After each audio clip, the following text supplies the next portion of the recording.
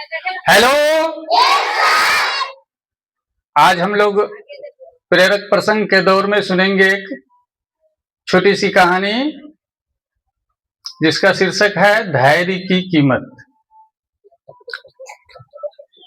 एक लड़का था जो गांव में रहता था, उसका नाम था कबीर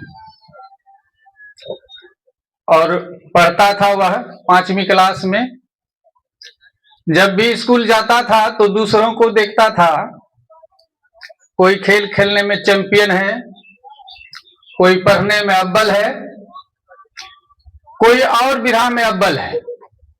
तो यह देखकर कबीर के मन में होता था कि मैं भी अव्वल हूं, मैं क्यों नहीं अव्वल होता हूं, मैं क्यों नहीं प्रथम होता हूं। तो ऐसा सोचते सोचते उसकी भावना हीन भावना में तब्दील हो गई, अर्थात मैं कुछ नहीं कर सकता हूं, मुझसे कुछ नहीं होगा, ऐसा सोचने लगा और वह चिंता में पड़ गया। एक दिन वह एक पीपल के वृक्ष के नीचे बैठकर इसी के बारे में चिंतन कर रहा था कि आखिर मुझ में क्या कमी है जो मैं नहीं अव्वल आता हूं, न ही खेल में आगे होता हूं, न किसी और काम में आगे होता हूं, न ही मेरा नाम होता है। यह सोच ही रहा था कि एक साधु उसी जगह राह से गुजर रहे थे। साधु ने पूछा, बेटा तुम्हारी परेशानी क्या है, तुम काफी चिंतित हो। तो कबीर ने बताया कि मुझसे इस संसार में अब कुछ नहीं होने वाला है, मैं कहीं भी टॉपर में नहीं आता हूं। साधु ने यह सुनकर उसे 2 बीज दिया और कहा कि इस बीज को जाकर तुम अपने खेतों में लगा देना। कबीर ने उसकी बात को रख ली और आकर दोनों बीज को खेतों में लगा दिया। कुछ दिन बाद उसने देखा कि एक बीज उग आया है, धीरे धीरे पौधा हो गया, बड़ा हो गया, बहुत तेजी में बढ़ा और उसमें सूरजमुखी का फूल खिल गया। सूरजमुखी का फूल अत्यंत ही आकर्षक होता है, उसे देखने के लिए गांव के बच्चे आने लगे। धीरे धीरे जब बड़ा हुआ तो बुजुर्ग भी आने लगे और सब लोग वाह वाह करने लगा।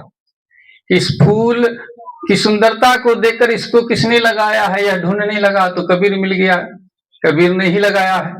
फिर भी कबीर की हीन भावना तब्दील नहीं हुई, क्योंकि वह सोच रहा था कि ये तो सूरजमुखी है, बहुत तेजी में बढ़ा, फिर तो ये विध्वंस हो जाएगा, मैं तो अन्य बीजों की तरह हूं जो कि अंकुरित ही नहीं हुआ है। सूरजमुखी का पौधा एक दिन ऐसा समय आया, 6 महीने 4 महीने में शायद खत्म होता है, वो पौधा फिर मुरझा गया। तब देखता है कि वो जो दूसरा बीज था वो पीपल का वृक्ष उसमें उगा। क्या होगा?